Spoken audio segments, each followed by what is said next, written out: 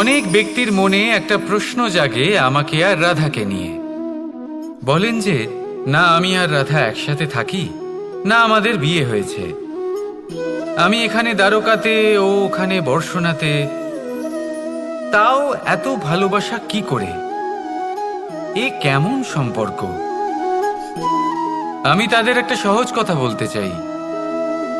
আপনি কখনো আয়নার দিকে দেখেছেন?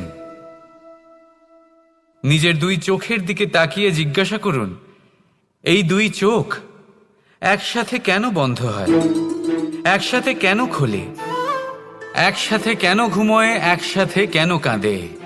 আজীবন কোনো এক মানুষের সাথে সম্পর্ক রাখা অবশ্যই সম্ভব, তাদের সাথে দেখা না করে। আমার আর রাধার ভালোবাসাও কিছুটা এরকমই, আর কিছুটা এরকমই হয় ভালোবাসা। দুই নয়নের